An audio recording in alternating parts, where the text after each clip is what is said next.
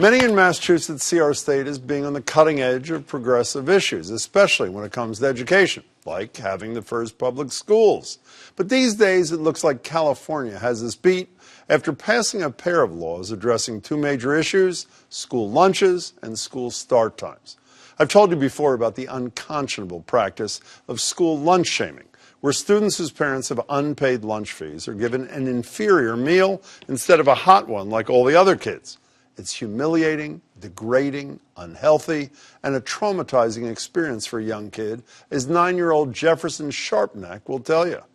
It was my birthday like a week ago, and I was at school. I was in lunch. I was getting ready to go sit at my table when the lunch lady took my cheesy breadsticks and went to the fridge and took out bread on cheese and put it on my lunch tray.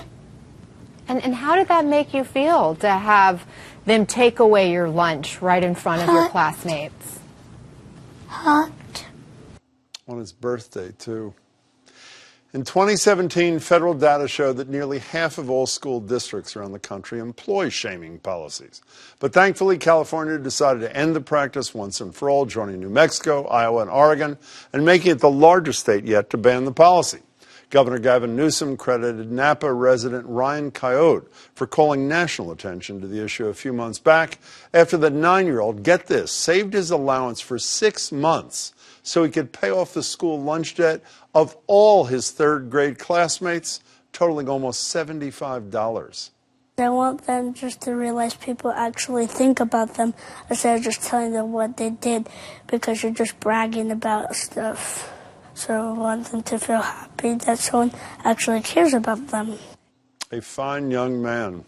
But beyond that, piles of studies have shown kids need a healthy, solid midday refueling so they can focus on their work. Proper meal not only helps improve a child's cognitive function, but their memory and test scores too.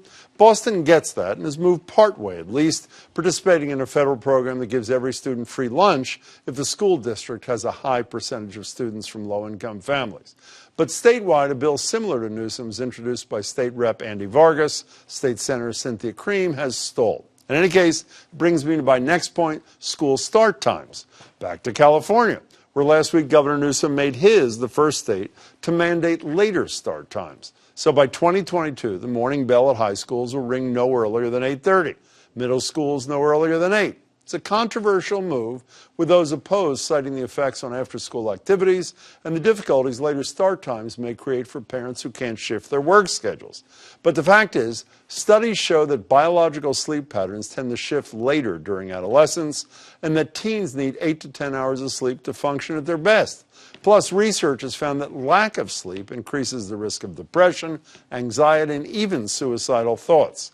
Seems like a no-brainer, or maybe a pro-brainer to me. But here in Massachusetts, while a handful of districts have shifted, on Beacon Hill, crickets. So, what's the holdup?